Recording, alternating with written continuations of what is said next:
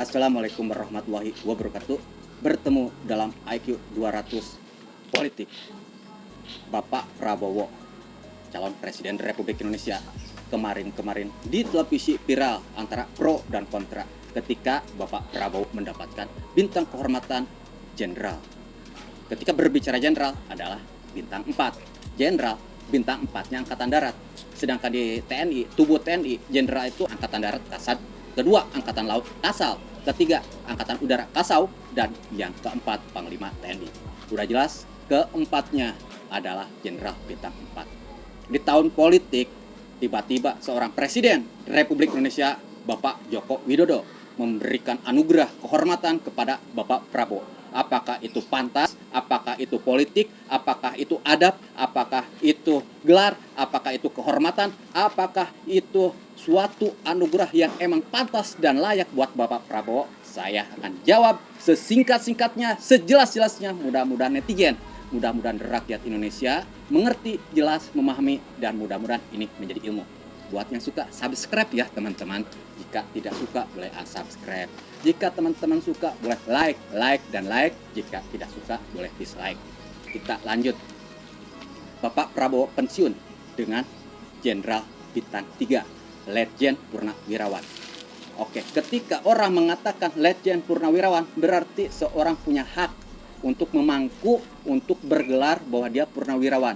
Ketika berbeda dengan kasus Bapak Ferdi Sambo. Beliau kita nyebut Ferdi atau kita menyebut Sambo gak masalah, karena beliau udah dipecat, tidak terhormat. Jadi beliau tidak mempunyai hak kepangkatannya. Sedangkan Bapak Prabowo pensiun. Nah, ketika beliau pensiun itu ada pro dan kontra. Apakah beliau mendapatkan gaji atau tidak? Apakah beliau dipensiunkan secara terhormat atau tidak? Kita lihat lagi ke undang-undang. Gitu. Beberapa anak buah Bapak Prabowo dan mantan musuh-musuh Pak Prabowo ketika di militer, mereka angkat bicara.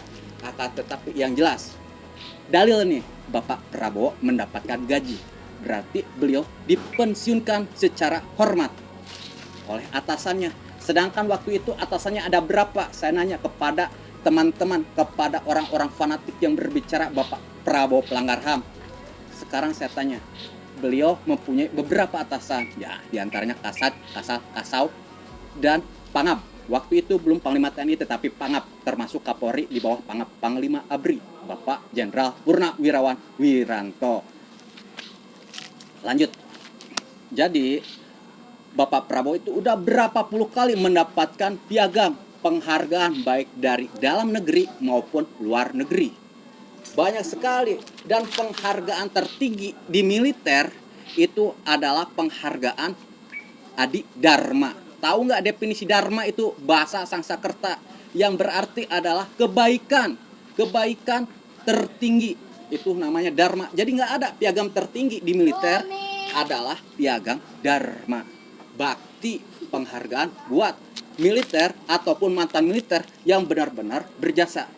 Berbeda ceritanya ketika Pak Prabowo dilantik 2 Desember 2024, karena yang melantik dirinya sendiri. Dan saya yakin di tanggal dan bulan itu Bapak Prabowo sudah dilantik menjadi presiden.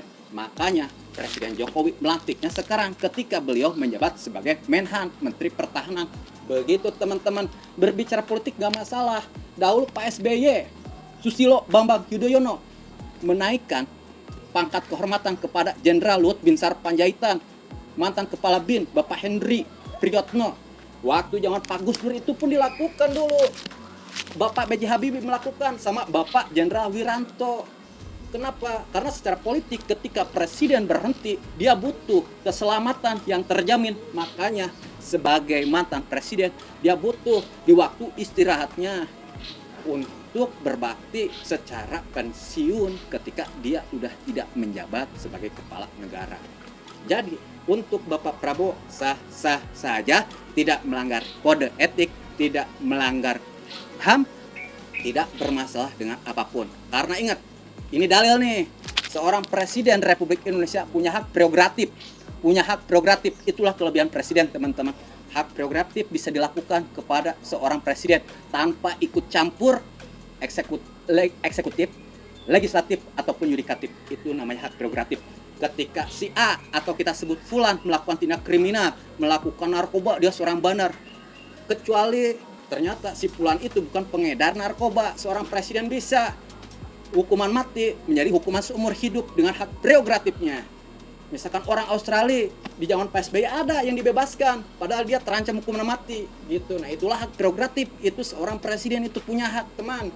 Jadi teman-teman harus tahu, dan mudah-mudahan ini menjadi ilmu, dan mudah-mudahan juga ini bermanfaat. Wassalamualaikum warahmatullahi wabarakatuh.